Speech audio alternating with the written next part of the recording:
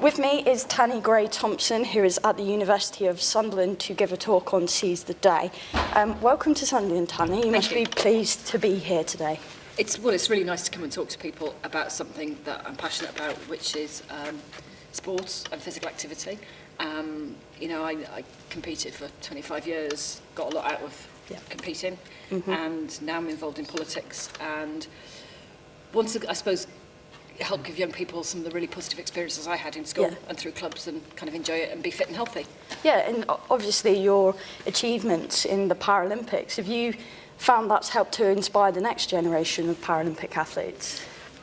It helps inspire some people. I think the people who want to be sporty, it's really good, because I kind of had, there was a Welsh athlete called Chris Hallam who I looked at, and he was amazing, and I wanted to be like him. And that sort of provides some inspiration. I think it's difficult for elite athletes to inspire people who want to be fit and healthy. Watching Jess Ennis win in London gets you to maybe the athletics club, but it doesn't get you training 15 times a week. You've got to really want to do that.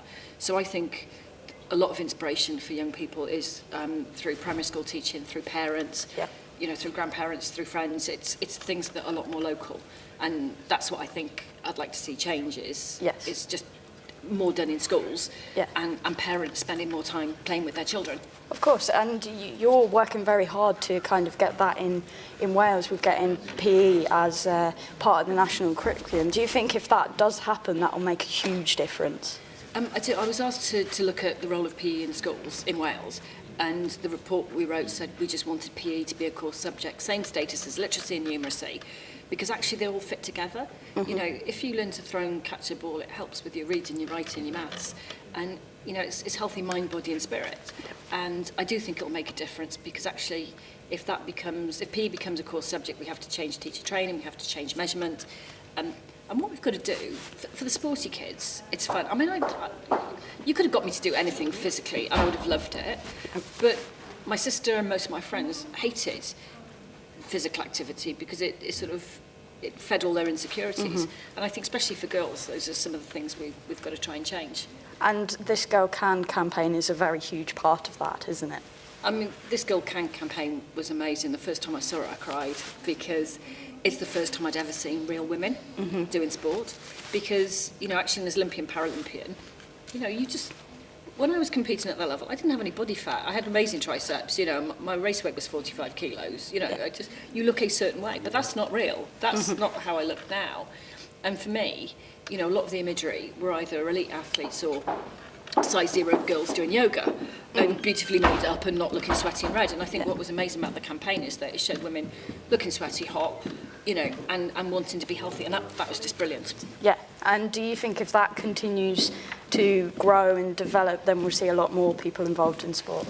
I think so. I think some of it's giving women permission to be fit and healthy, and I think it's breaking down some of those barriers about why girls don't want to, do physical activity.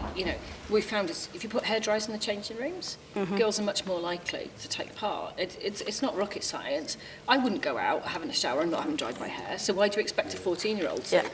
And there's lots of pressure on body image and things like that, but we're not going to change all those things. So I think we have to put stuff in place to try and encourage girls to be healthy, because actually 80% of women aren't fit enough to be healthy, and that costs the whole of society a lot if we don't change it. Of course. And have you been pleased with how the British public in general have responded to the Paralympics and the Paralympic Games that are in 2012? And obviously there's Joseph Craig up here in the northeast. Do you feel that there's been a slight change in how disability sport is received these days? The Paralympics were amazing, and in athletics 80,000 people will come in every single day to watch.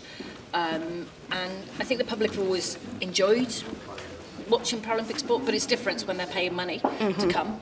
And I think 2012 did an amazing amount of good to just people see it as sport. I think a lot of people now don't differentiate between Olympians and Paralympians. They're just people who do sport and do it for Great Britain.